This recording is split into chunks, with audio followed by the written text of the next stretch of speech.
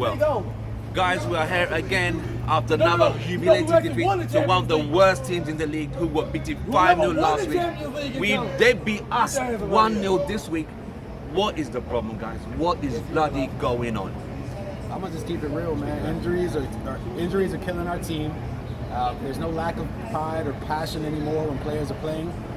I feel like Ole may be giving up hope in a sense because he's implemented the tactics, but we haven't seen any action. We haven't seen anyone capitalize on their chances or take their chances. We sit back and then we let them come and pressure us, and then all of a sudden we're 1-0 down, 10 minutes left in the game. I don't have any other answers for you. Do you agree with me? I do, and I think the other thing is our quality has Mr. fallen Angry, down. Mr. Angry is back. Most of you guys asking for me. He's back now for a temporary, a short period only. Come on, Mr. Angry. Our quality has fallen quite significantly.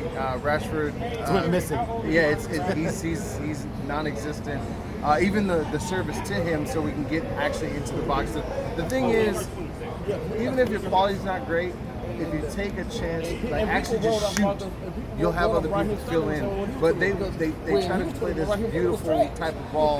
We're in the final third, and then we lose it, and then next you know we're on the back foot again. So I think if we take our chances when it's in front of us, I think we'll do a lot better. But right now, there's a lot of hesitation when we get into the final third. Is the problem the attack or is it the midfield? Because the attack say they're not getting the ball, and the attack when they do get the chances cannot put the ball in the net. What is the problem? Well, we've already seen Dan James put it in the back of the net many times already this season.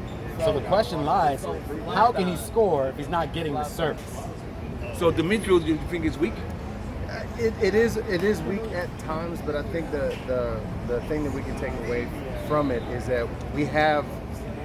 I know it's more than that at times, but we have a brilliant player in Gardner that needs to come up.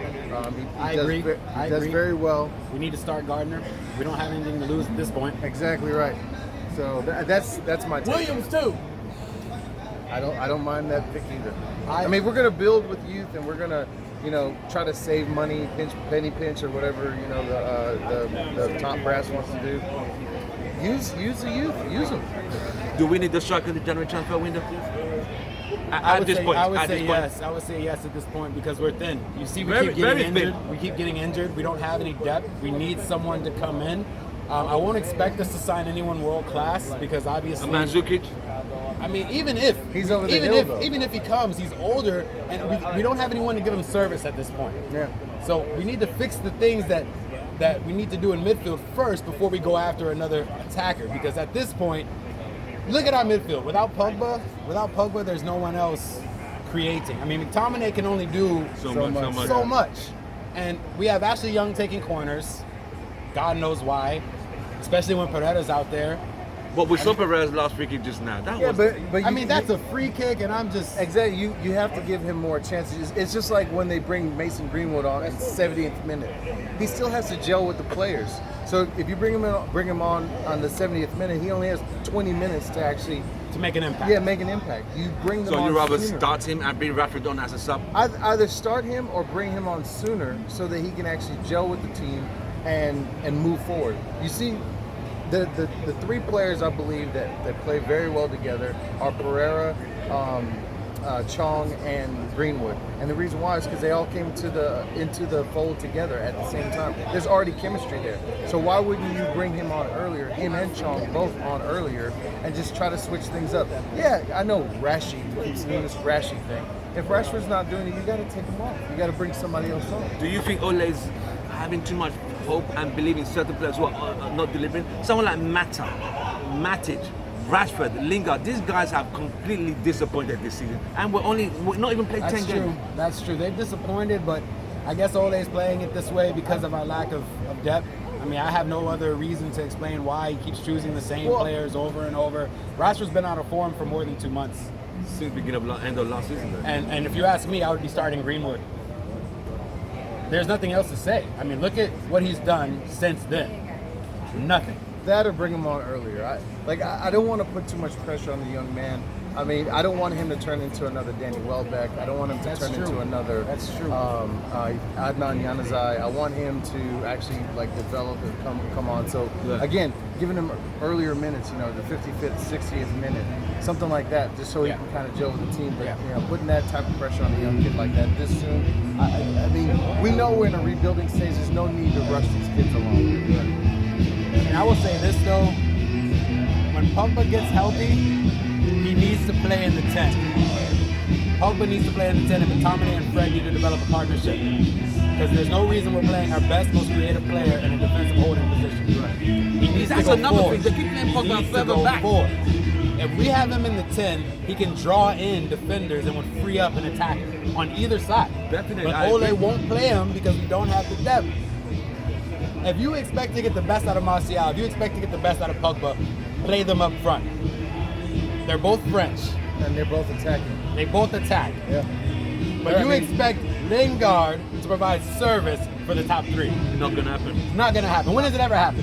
He has not been known as Mr. Invisible because he just disappears in the whole game.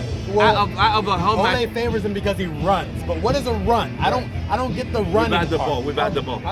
We need players that will produce, not players that will run. Well, the thing is, I see why Ollie starts him, and the reason why he starts him is because for Ollie's pressing, he does run about a lot, and he does keep the ball in the final third. It's just that when it comes time for him to actually shoot and put, you know, if it's at his feet and he's gonna shoot, his quality's completely off.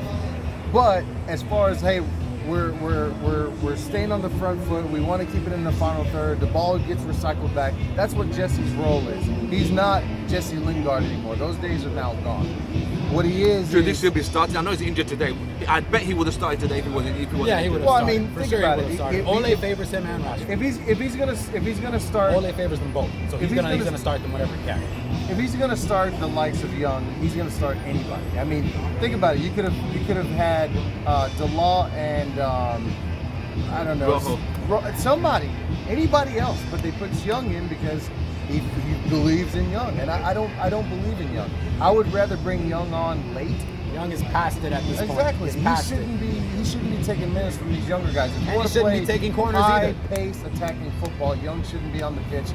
He's there to close out the game like a Fellaini was back in the day. I said back in the day. Like 2 years ago. Guys, we have lost another game. We're not even at game 10. We've already lost 3 games now, 3 defeats. West Ham. A slew of freaking draws. Yeah, we've got a few draws. Newcastle, I forget the third. Okay, now, as it stands, we are home after the international break. Are home to Liverpool. Would United be ready for this game? What's your prediction? Well, Liverpool are high flying on the considering table. that Liverpool barely beat Leicester, as long as we get Martial and Shaw back, we have a chance. Now, Pogba's injury, I'm not too sure on. I don't know when he's supposed to come back. I know it was estimated 3 weeks or so. Hopefully, there's some miracle and he comes back beforehand. But we need everybody. I mean, I can't stress this enough. Our depletion in midfield is really hurting our team. Our attackers are not producing when they get the ball. We need someone to come in and stabilize the ship. If it's not Pogba, hopefully Martial and Shaw can do partnership on the left. Dan James, he's gonna be great. I just don't see it happening this season because we can't provide service for him. Right. So he scored goals, but then again, I believe he got an assist from Pogba. Twice against Chelsea, yeah. And he also plays really very well on the overlap with Mata, and I think that's why. So that's where it is. Mata starts when he starts. Now, so your prediction for that game will be? I would say Liverpool 3, United 2. United at home to Liverpool 2 weeks. Liverpool high flying. I say draw 0-0 to stop that unbeaten run, right? Yeah. I mean, a draw would be hopeful, you can't see us beating Liverpool at all. You can't see us beating Liverpool at all. It's not unlikely because anything can happen in the Premier League. Right. Of course, but it's not at this point. Given Liverpool's recent form, I don't see it. You don't see? I don't see it either. Well, guys, it's been an absolute pleasure. We're just gonna do a quick one. Thank you, guys. Don't forget to watch our channel, and we shall see you guys at the Liverpool game. Thank you.